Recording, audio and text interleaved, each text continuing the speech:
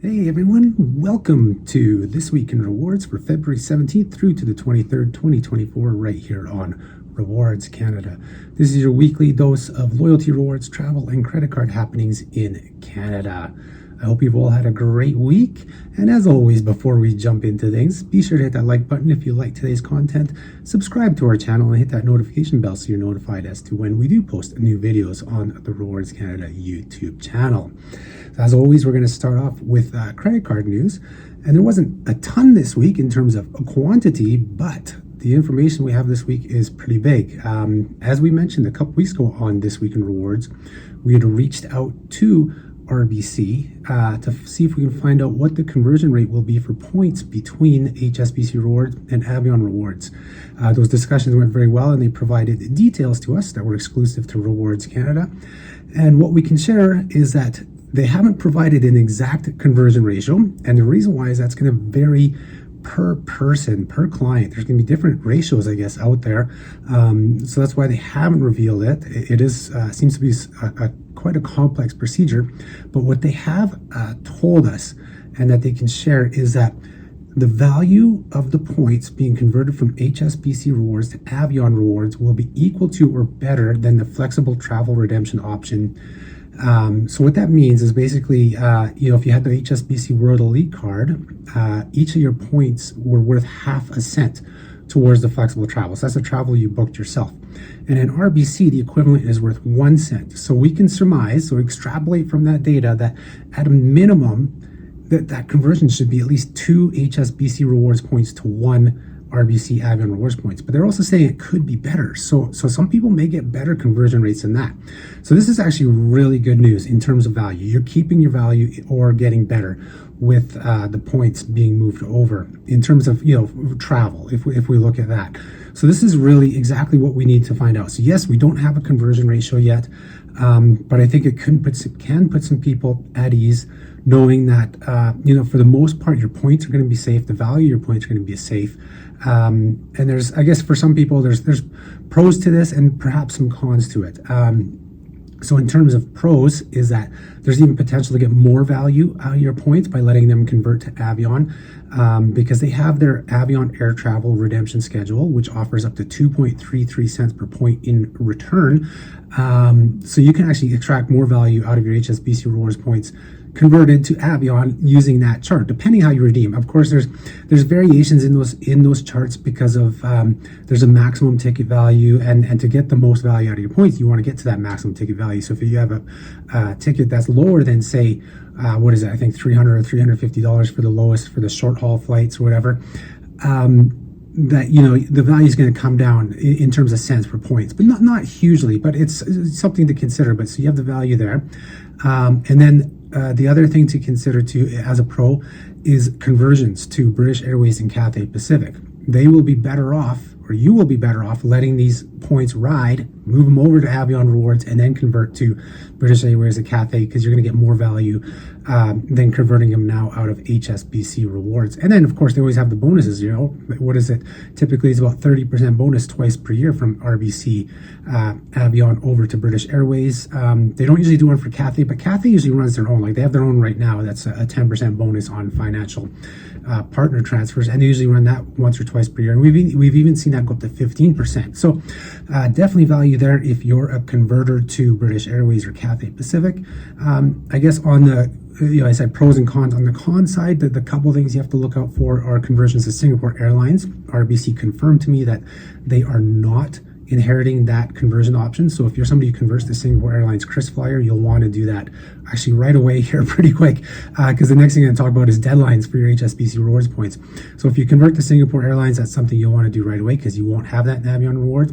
And the other thing to consider with Avion Rewards too is their flexible travel redemption option. They're 100 points to 1 in terms of the Avion Elite. When you're converting points like that, it's similar but dissimilar to HSBC. HSBC lets you go out and book travel with whomever you wanted and redeem points against the charge. With RBC, you still have to book through RBC Avion Rewards. Now, you can book any travel and redeem your points against it. So the values there are the same as HSBC or better. Like I said, if you're going to get a better conversion rate, However, you cannot go out and book your own travel. If you do, then you have to do what's called a statement credit redemption option, pay with points, whatever. I don't have it in front of me what RBC calls it, but that's a worse redemption ratio at 172 points to 1. So that's something, yeah, you know, if you have outstanding travel charges on your HSBC card that you've been wanting to use your points towards, you'll want to do it now, because if that balance transfers over to RBC, your conversion rate's going to be worse in that regard, because it's just going to be towards future flexible travel. So that's something to consider. But I think overall, in general, this is good news from RBC. Yeah, we don't know the exact conversion rate, but we do know, and they have stressed that you are not going to lose any value based on that flexible travel redemption. So this, at least, there's enough, I think, enough information here for you guys to make an informed decision as to what you want to do with your points. Really, it's quite flexible in terms of HSBC Rewards if you want to redeem now or save them for Avion Rewards. Of course, converters, you'll want to wait for British Airways and Cathay Pacific. Singapore Airlines convert now. And so I'll get into that next piece of news. HSBC sent out an email to clients saying the last days that they can use their points for certain or for all their redemptions in terms of using their HSBC Rewards points.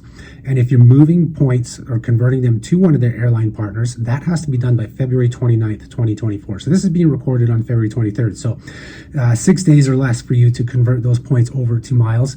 Like I said, technically you only want to do it if you're converting to Singapore Airlines, so you have about 6 days from the time this is being recorded to do so. The next deadline they gave is March 14th if you want to redeem your points for a mortgage credit, savings credit, book travel through HSBC, merchandise donations, or to receive a physical gift card. So March 14th, so just a couple weeks left for that. And then the very last day will be March 25th, and that's where you get to redeem points for a travel reward credit. So that's for statement credit, your statement credit, a digital gift card, or a credit card statement credit. That's their cash back option. Or even to redeem for your travel enhancement credits, you know, $100 annual credit on the card. So that's March 25th. So I have links below to all these things so you guys can check out more details on the points conversion rates and then the timeline dates is in our updated post that's being updated frequently, that's continually being updated in terms of the HSBC to RBC transition.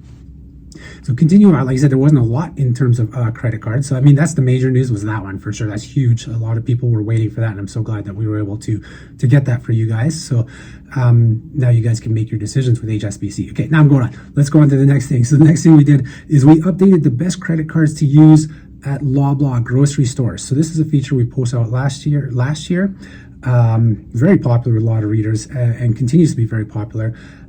Needed an update for 2024 because there's a new average spend for families of 4. It's been bumped up by about $70 to $16,297.20 per year on average for a family of 4. That's the 2024 estimated value of what, or not estimated value, but estimated spend that a family of 4 will have on groceries during the year of 2024. So we updated all the earn rates in that feature to this new amount.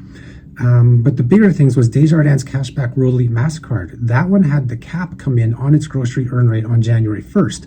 And that's a $10,000 annual spending cap on groceries. So that was a big hit to this card. In terms of that spend, that's $180 less in cash back in a year. So that drops it from its 3rd position last year down to 8th position. So it's moved down. It's still in the top 10, but it's moved down the list because of that cap. And when we've also added a new card to the list, one that was released just later last year, was the PC Insiders World Elite MasterCard, which we've kind of reviewed on the site. I'll put a link to the video where we did talk about it. That's their new fee-based World Elite MasterCard from PC Financial. It's $120 a year for that card, but it earns 40 points per dollar at Loblaw store, so 4%. But honestly, with 4% and a $120 annual fee, it ends up only being tied for 3rd spot in the high spend category for a family of 4.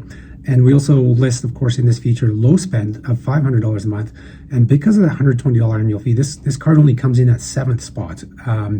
So it's not too different than the no fee PC World Elite MasterCard, although the no fee PC World Elite is tied for top in that low spend category. So definitely check out the feature if you're somebody who shops at the Loblaw family of grocery stores to see which credit cards will earn you the most on your grocery spending there. And the last piece of credit card news is another update on the Rewards Canada website, and that was us updating the American Express Business Edge confirmed multiplier locations.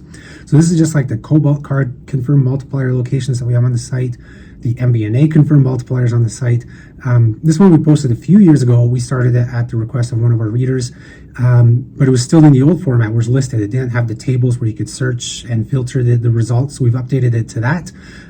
So be sure to check that out. There's not a lot of data in there because I've decided not to duplicate what's on the Cobalt charts in terms of eats and drinks. You can use that for your business edge.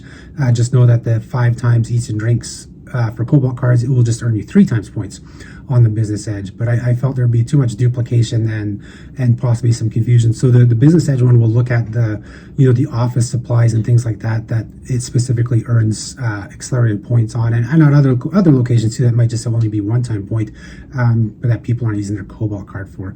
So I'll have a link to that below as well.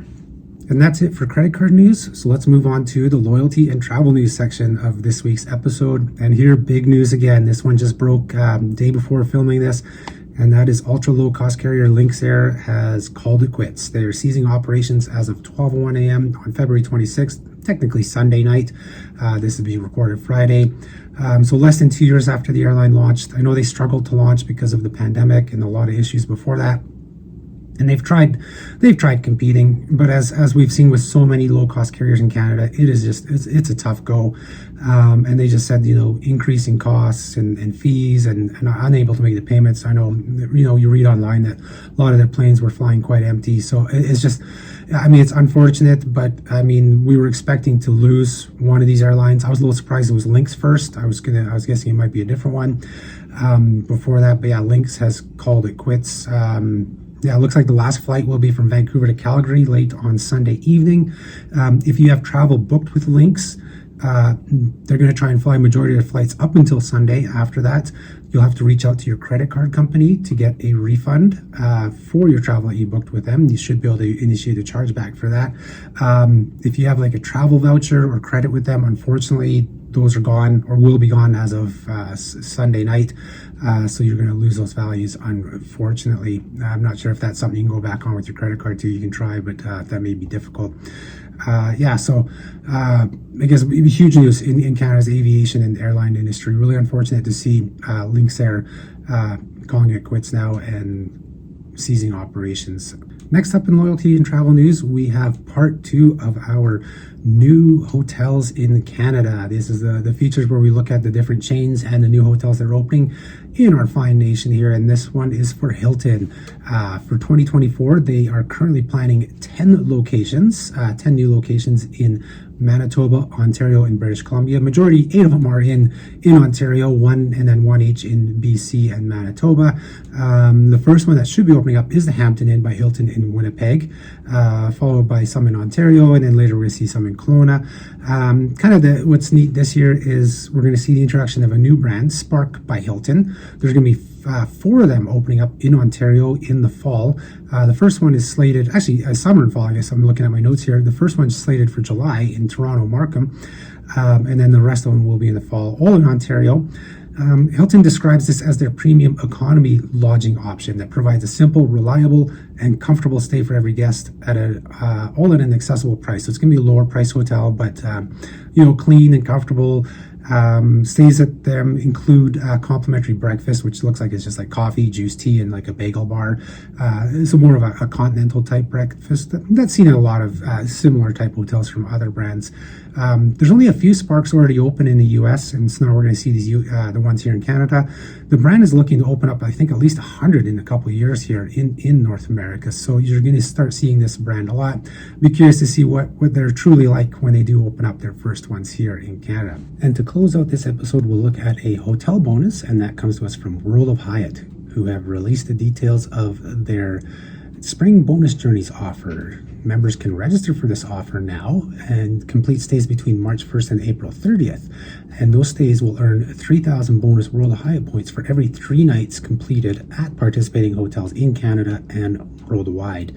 And this is up to 21,000 bonus points per member. So 21 nights you can earn the bonus, but you're only earning the bonus after 3 nights. So if you only complete 1 or 2 nights, you're not going to earn the bonus. If you complete 5 nights, you'll only earn the bonus for the first 3 nights. So it's honestly one of the weakest promotions from all of the chains out there right now in terms of global system-wide promotions, but it's better than nothing, as we always say when it comes to bonuses. So if you're a Hyatt loyalist and you have a lot of Hyatt stays coming up, definitely register for this offer. You do have to register by April 15th, and like I said, it's valid for stays from March 1st to April 30th.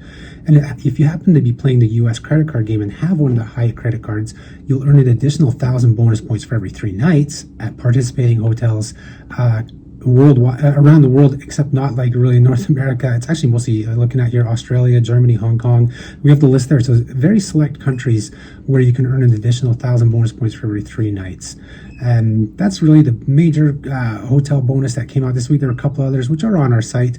And as always, I tell you in our videos to check out the site on a daily basis if you can, because we are posting a lot of different bonus offers and news and everything. And as always, if that is too time consuming, just subscribe to our emails. Every Friday, the email comes out and covers all the news from that week. And that way you can see what works for you and read the articles that are pertinent to the loyalty programs, credit cards, and travel that you're doing yourself. Thank you for tuning in this week. That's all we have. And I will talk to you guys next time. Thanks. Bye-bye.